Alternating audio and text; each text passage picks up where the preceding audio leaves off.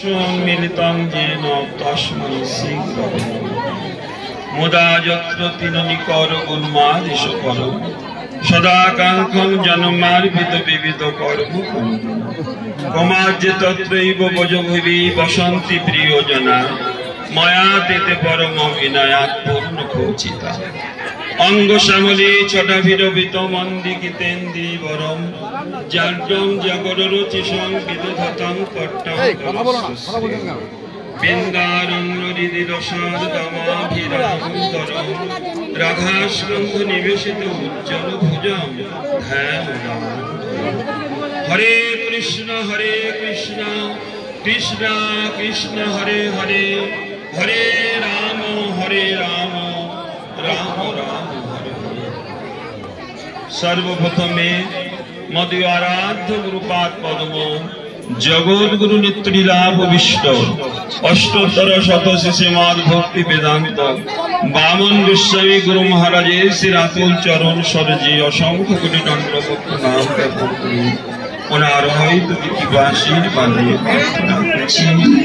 गौरी वेदांत समिति प्रतिष्ठाता नियम नित्रिलाभ भक्ति प्रज्ञान केशव गोस्वामी ठाकुर ओ जगद्गुरु भक्ति सिद्धांत सरस्वती गोस्वामी प्रभुपाद तार समस्त परिवारबृंद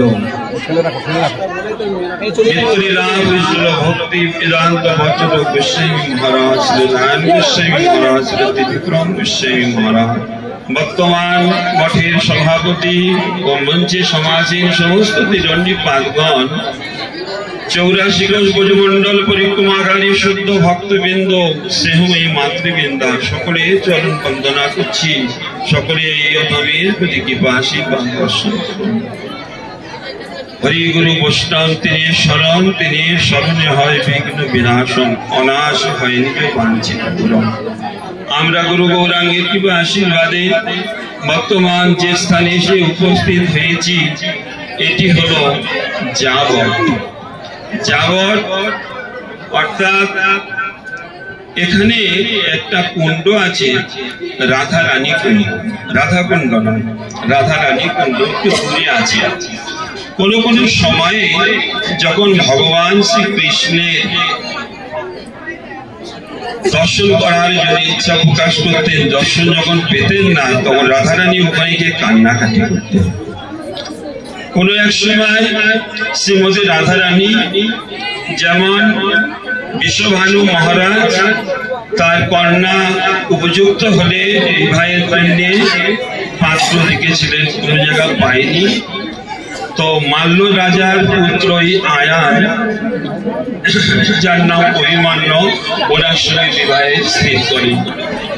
तो राधा रानी तिनि कान्नाकाटी करছেন, हे प्रभु आमी मने प्राणे तोमाकेई प्रतिरूपे जानी किन्तु पिता आमाके माल्य राजार पुत्रेर संगे विवाहेर जन्य आमार स्थिर करेছে।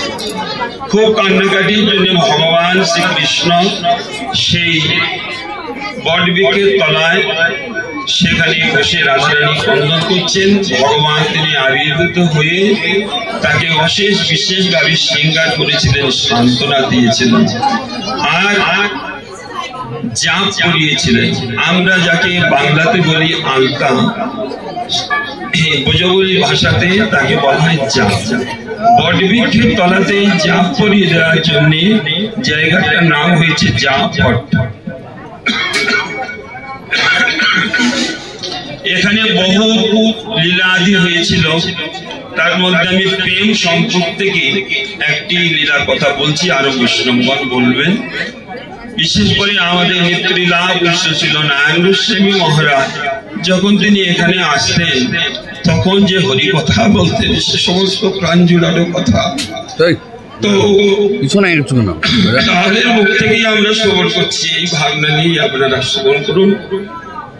কোনো এক সময় যশোমতী মা তিনি একটি পেটিকার মধ্যে অনেক অলংকার গুছাচ্ছেন। সুন্দর সুন্দর পাটের শাড়ি, বেনারসি, তারপর নানান রকম অলঙ্কারে সুসজ্জিত যাতে হয় রাধারানী, তার জন্য পরিপূর্ণভাবে বাক্স একটা কাঠের পেটিকা, সেই পেটিকার মধ্যে তিনি সাজাচ্ছেন। কৃষ্ণ তখন ছোট। কৃষ্ণ এসে জিজ্ঞাসা করছে, মা এত অলঙ্কার, এত বস্ত্র আদি এই কাঠের পেটিকাতে তুমি সাজাচ্ছ কিসের জন্য? তখন বলছে, দেখ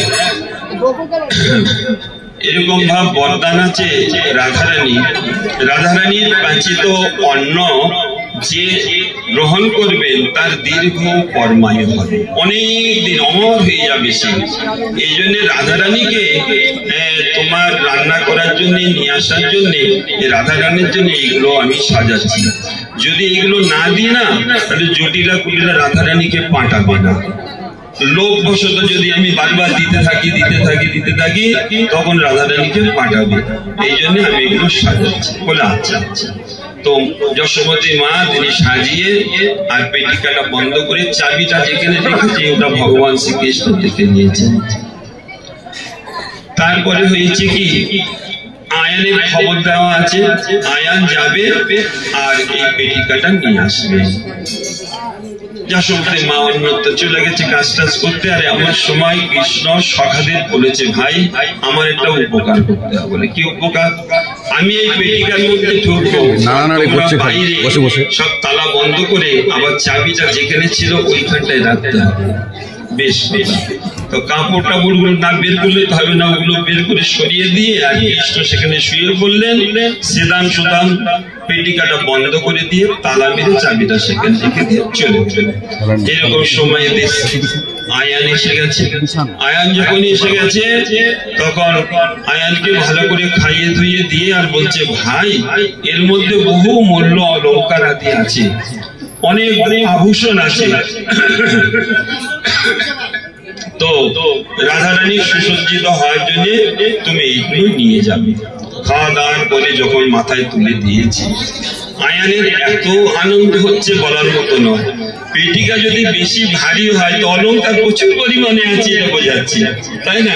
অনেক সোনা চাঁদি গয়না আছে পেটিকার মধ্যে, তবে তো ভারী।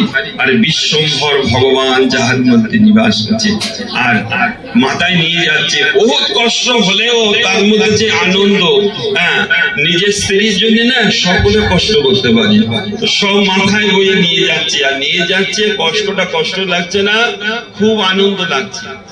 তো এখানে নিয়ে এসে জটিলাকে বলেন যে, মা এই সুন্দর অলঙ্কার যশোমতী পাঠিয়েছে তোমার বধূকে সাজানোর জন্য। তাহলে তুমি এক কাজ করো, এখানে বাইরে গিয়ে লাভ নেই, ওটা বৌমার ঘরে দিয়ে দাও।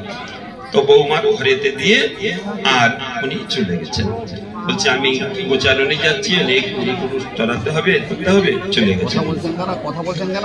বিকালবেলা যখন হয়েছে, শ্রীমতী রাধারানী ললিতা বিশাখা আদি সখীদের নিয়ে আর সকলকে ডেকেছে, তোমরা আসো, যশোমতী মা আমার জন্য অলঙ্কার পাঠিয়েছে, তোমরা সবাই মিলে আমাকে সাজিয়ে দেবে। তো অনেক দামি জিনিস, তো ঘরের দরজা বন্ধ করে আর পেটিকাটা খুলেছে। পেটিকাটা খুলে যখন দেখছেন যে ওরে বাবা, এত সুন্দর অলঙ্কার তো কোনো দেখাই যায় না। তখন ললিতা আদি সখীগণে, হে রাধে, এত সুন্দর অলঙ্কার যশোমতী মা তোমার জন্য পাঠিয়েছে। সবাই আনন্দিত। আচ্ছা বলুন তো, যদি 1000 ভর সোনা যদি থাকতো তাতেই বেশি আনন্দ হতো না শ্যাম সুন্দরকে পেয়ে বেশি আনন্দ পাচ্ছেন এরা? তো আনন্দের শেষ নাই। তখন তারা বলছেন যে, দেখো শ্যাম সে বসন, শ্যাম সে ভূষণ, শ্যাম শাড়ি পরে রাধা, এত সুন্দর অলঙ্কারে হে রাধে, তুমি চিরতরের জন্য তুমি সুসজ্জিত হও এই অলঙ্কারে। বলে ললিতা আদি সখীগণ তারা ভগবান শ্যাম সুন্দরী পেয়ে বহুত আনন্দিত হয়েছিলেন। প্রেম সম্পর্কের মধ্যে সুন্দর সুন্দর 4টি উপাখ্যান হতে দেওয়া আছে। মহারাজরা এখানে আছেন, এনারা সকলেই আমার গুরুজন। এখানে আমি সব থেকে ক্ষুদ্র ব্যক্তি, তথাপি আমার ওনারা স্নেহবশত আমাকেই বলতে দিয়েছেন, এটি আমার সৌভাগ্যের বিষয়। আমি এখানে রাখি, বৈষ্ণবগণ বহুত প্রসঙ্গ আছে, সেইগুলো বলবে, সারাদিন শেষ হবে না, এত কথা এখানে আছে। বাঞ্ছা কল্পতরু ভস্য কৃপা সিন্ধু হয়ে গজ পতিতানাং পাবনেভ্যো বৈষ্ণবেভ্যো নমঃ।